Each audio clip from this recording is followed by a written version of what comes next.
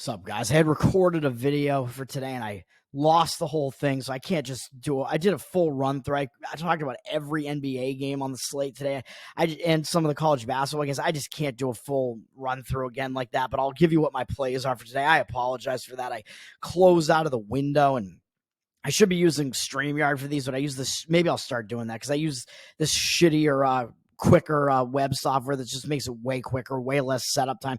I apologize. Went 2-2 yesterday, which was a slight win yesterday because of the two moneyline underdogs cashing, so that wasn't too bad. But Maryland just totally blew it in the second half. They had a 10-point lead at the half, so it looked like they were in position to cover the 8.5-point spread, and they just had a horrific second half.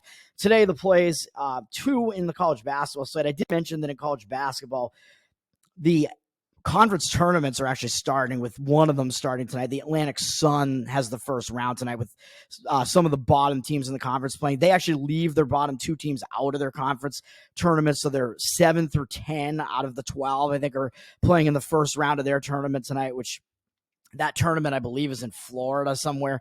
So that those games are Florida Gulf Coast against Queens and Kennesaw State against who are they playing? Against Jacksonville, I think, something like that. I don't have any plays in those, but I might wind up getting involved in some of the conference tournaments once there get to be some better situations there. I talked about those in my video too. But, oh, man, I am so sorry about that because I gave a nice rundown of all of them. But college basketball, play number one is on NC State. Plus, I think you can get it at 6 right now. The spot is just awful for Duke. It's a sandwich spot.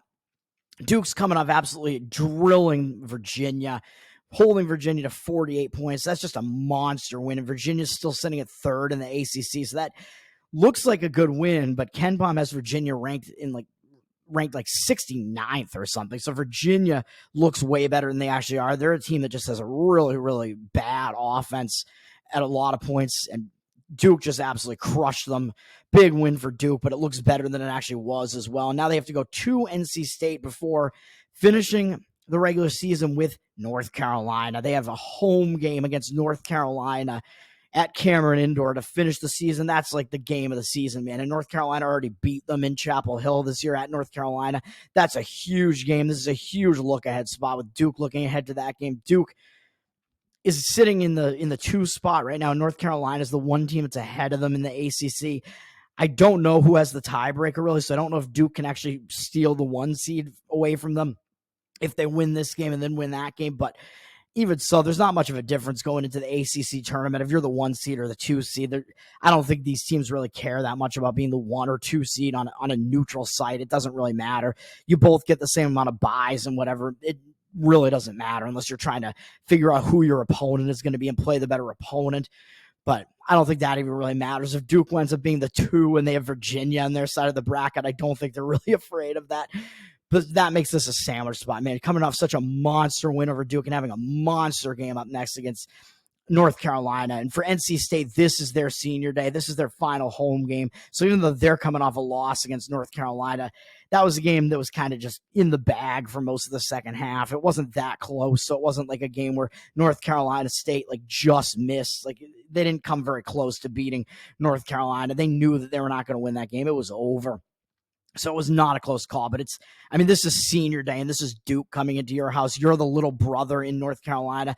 That's all a huge amount of motivation on the NC State side, whereas Duke might not have as much motivation. So that play is going to be on NC State +6. They got all the motivation there.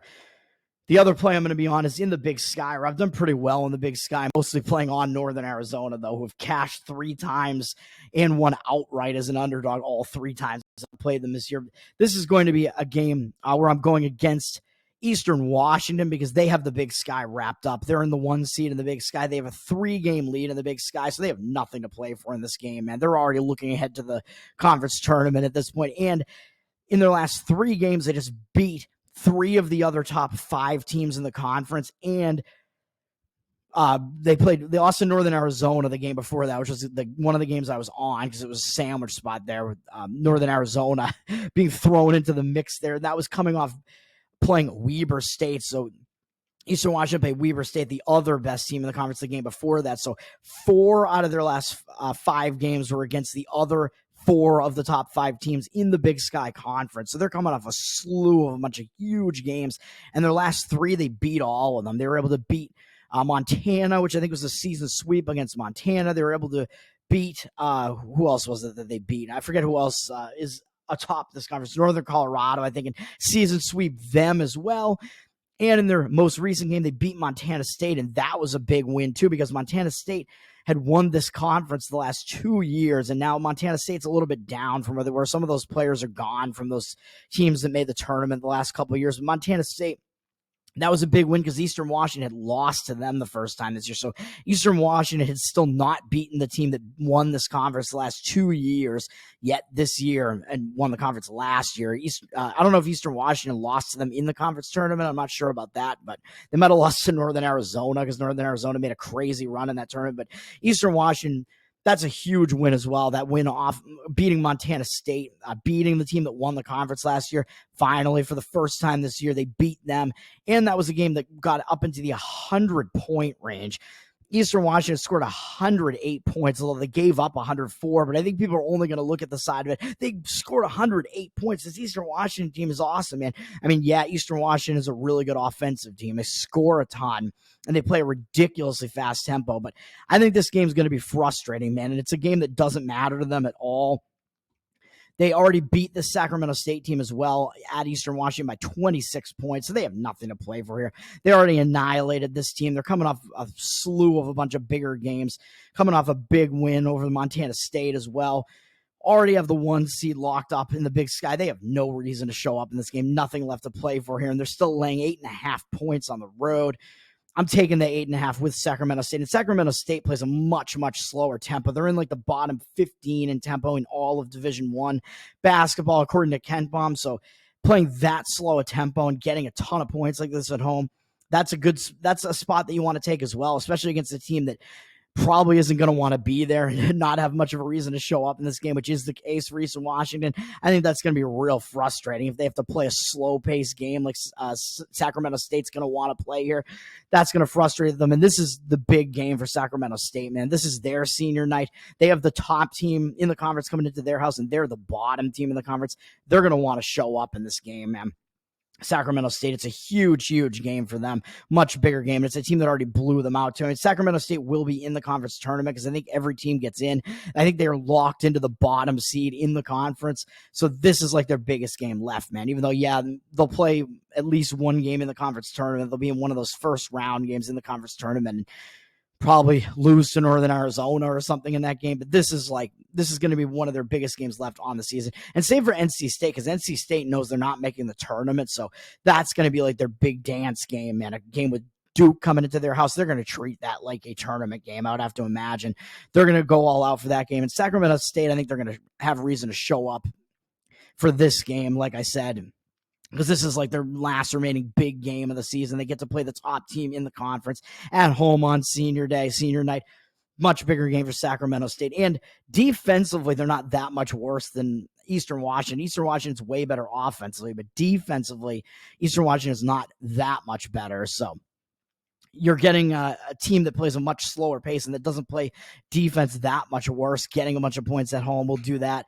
Sacramento State plus 8.5. And then my play over in the NBA is going to be to fade the Sacramento Kings. I think they're in a sandwich spot. They just had a huge win against Minnesota on the road, an overtime win against one of the best teams in the Western Conference, one of the best teams in basketball, beating Minnesota. That's a huge win for Sacramento. Now they're coming back home off that, and yeah, they have 2 days off, and they might spend that extra time kind of basking in that win. And like, what are they going to adjust? Because they're coming home to play the Chicago Bulls.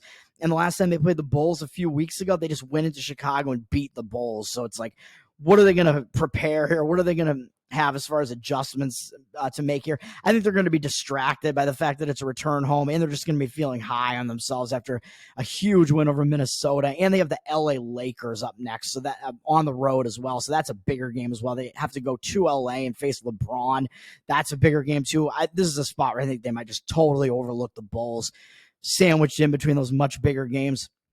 It is not a good spot there at all. So we'll take the points with the Chicago Bulls. I think it's up to 6 right now, even though it looks like the market percentages right now are indicating against it. I don't know why that's the case, But and I will mention quickly, because the Utah Jazz, I think, are in a bad spot because they're returning home off a road trip and having played a pretty big game, falling short and blowing a lead in a game where I won on because they still covered against the Miami Heat. But that was a game they could have won against the Heat, and they blew it in the end, still covered, and now they're returning home and playing a bad team, the Washington Wizards, I think. So the Jazz, they're in a spot where they're probably not going to be focused against the Washington Wizards. I think the Wizards are coming off like a blowout loss or something to the Clippers or something. So it's a better spot for the Wizards to be focused. But looking at the line's only 6.5, and the look ahead was 10 there. And it's like, well, what's going on here? Why are the Jazz only laying 6.5? This is the reason I'm staying off of it. It is because Markkanen got injured in the game against Miami. He's like one of the top scorers on the Jazz, one of their starters, one of their best players, and I believe he's not playing in this game. And the line seems to be indicating that must be what it is, that he's not playing in this game, because I know he got injured in the game against Miami. So Utah, that might cause them to step up just a little bit, and the line might be overreacting just a little bit to that injury. So it might be an injured player there. So that's why I'm not going to get involved in that one.